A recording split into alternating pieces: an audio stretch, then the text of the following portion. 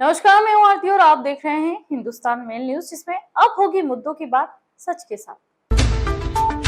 Indore police द्वारा बेरहम कलयुगी पिता के साथ ही सौतेली मां को भी गिरफ्तार किया गया है। सौतेली मां के कहने पर ही पिता ने अपने 7 वर्षीय बच्चे को मौत के घाट उतारा था और उसका वीडियो बनाकर सौतेली मां के मोबाइल पर भेजा था।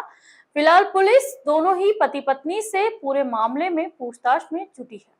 इंदौर के तेजाजी नगर थाना क्षेत्र स्थित लिमोदी में रहने वाले शिवपाल मुंडे नामक बेरहम पिता द्वारा सौतेली पत्नी के कहने पर अपने ही 7 वर्षीय बच्चे का गला दबाकर मौत के घाट उतार दिया। बताया जा रहा है कि शिवपाल की तीसरी शादी थी। पत्नी पायल अपने मायके राजगढ़ में रह रही थी और उसने अपने पति शिवपाल को फोन लगाकर 7 वर्षीय सौतेले बच्चे प्रतीक को लेकर विवाद किया, जिसके बाद आक्रोशित होकर पति शिवपाल ने अपने 7 वर्ष के बच्चे को गला दबाते हुए मौत के घाट उतार दिया और इसका वीडियो बनाकर अपनी पत्नी पायल को भी भेज दिया। वीडियो में बताया जा रहा है बच्चे अपनी दादी के साथ खाना खाने के बाद पिता के पास सोने गया था और उसी के बाद यह घटना को पिता द्वारा अंजाम दिया गया है।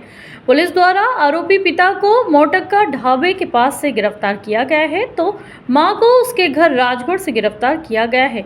कलयुगी पिता ने मीडिया के सामने चर्चा करते हुए कहा कि पत्नी के कारण ही उसने इस घटना को अंजाम दिया है, क्योंकि पत्नी आए दिन बच्चे को लेकर उससे विवाद किया करती थी। ये विवाद रहा है लगातार और उसकी तरफ से, महिला की तरफ से ये प्रोवोकेटिव चीजें जो उसको दुष्प्रेरित करने की लगातार हो रही थी।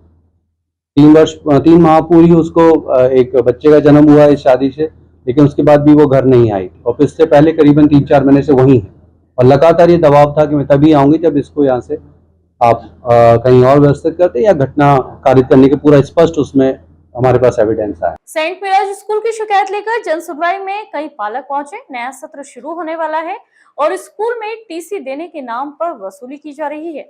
ऐसे कई स्कूलों की शिकायत कलेक्टर जन सुनवाई में देखने को मिल रही है। स्कूल द्वारा टीसी नहीं देने और पैसे मांगने की शिकायत। इस मामले में जिला शिक्षा अधिकारी ने कहा कि ऐसा कोई नियम नहीं है कि स्कूलों में कोई किसी बच्चे की टीसी रोकी जाए। मध्य प्रदेश में शिक्षा माफिया हाल ही में सिर्फ जिला शिक्षा अधिकारी द्वारा एक पेरेंट्स को दिए गए बयान पर अभी हंगामा मचा था। आज फिर कलेक्टर जन सुनवाई में निजी स्कूलों की मनमानी और शिक्षा माफिया के खिलाफ शिकायत लेकर कई पालक अपने बच्चों सहित पहुंचे और कलेक्टर से शिकायत की। कलेक्टर ने तुरंत जिला शिक्षा अधिकारी को कार्रवाई करने के निर्देश दिए। एक पेरेंट्स और बच्चे ने बताया कि खातीवाला टैंक स्थित सेंट मिराज स्कूल में पढ़ते हैं और यहाँ एक कमरे में 20 से 30 बच्चों को बिठाया जाता है, जिसकी वजह से हमें गर्मी ज़्यादा लगती है और पूरी ड्रेस पसीने में भीग जाती है। हमें घमौरियों की शिकायत है। हम टीसी मांगने गए थे, मैडम ने 5000 की मांग की थी।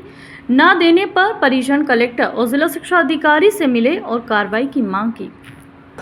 वहाँ पर एक पंखा हिलता है और एक कमरे में 30-30 बच्चे बैठते हैं और एक बेंच पे 3 बच्चे बैठते हैं और सही से पढ़ नहीं पाते हैं। वो पंखा एक चलता है और खुजली भी हो जाती है, घमौरिया हो जाता है पीठ पे। हाँ।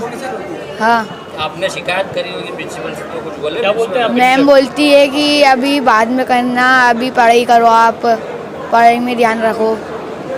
हवा पानी की कोई व्यवस्था नहीं है वहाँ पर? नहीं। पढ़ाई कैसी है वहाँ? अच्छी नहीं है। कैसे अच्छी नहीं, मतलब क्या पढ़ाते हैं? सारे पीरियड फ्री आते हैं, 1-2 पीरियड पढ़ाते हैं। वहाँ शिकायत अभी सर से की है मैंने, कलेक्टर साहब से। स्कूल में कई बार गया मैं टीसी के लिए, पर मुझे जवाब यही मिलता है कि आप अगले महीने आना, 15 दिन बाद आना।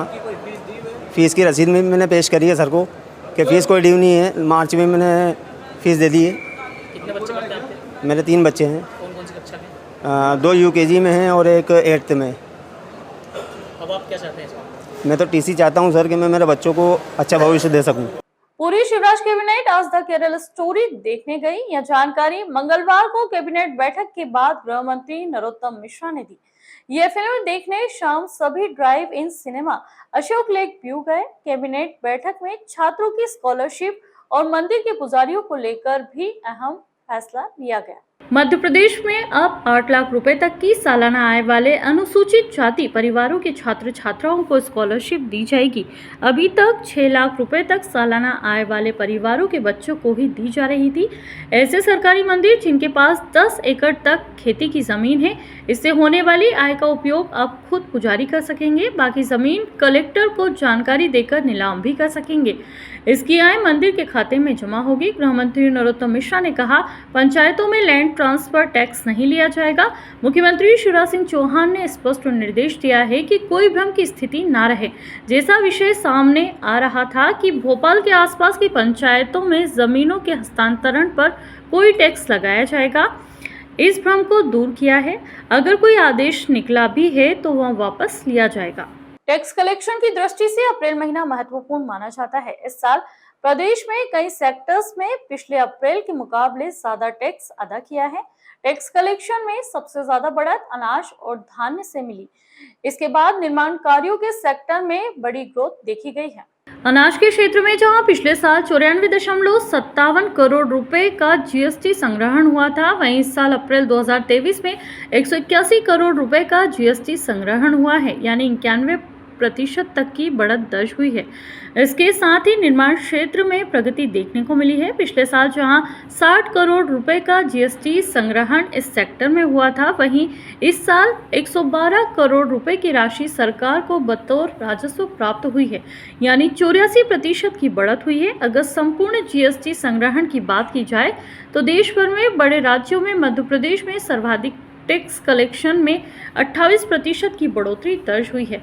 पिछले साल 3,339 करोड़ रुपए मिले थे। इस साल अप्रैल में 4,267 करोड़ का जीएसटी कलेक्शन हुआ, जो 28% ज्यादा है। प्रधानमंत्री नरेंद्र मोदी ने कहा, आज सरकारी नौकरियों के फॉर्म में डॉक्यूमेंट्स को सेल्फ अटेस्ट करना भी पर्याप्त होता है।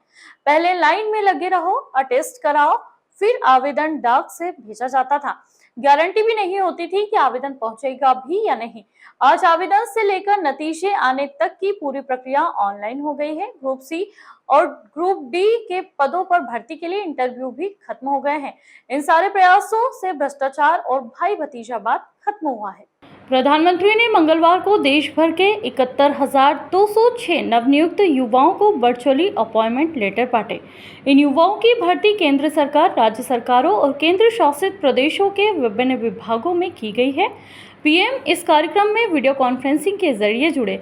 देश भर में 45 जगह रोजगार मेले आयोजित हुए। भोपाल के समन्वय भवन में आयोजित रोजगार मेले में केंद्रीय मंत्री ज्योतिरादित्य सिंधिया शामिल हुए। यहां मध्य प्रदेश की 241 नवनियुक्त युवाओं को अपॉइंटमेंट लेटर दिए गए। बीते 9 वर्षों में भारत सरकार ने सरकारी भर्ती प्रक्रिया को ज्यादा तेज करने, ज्यादा पारदर्शी और निष्पक्ष बनाने को भी प्राथमिकता दी है।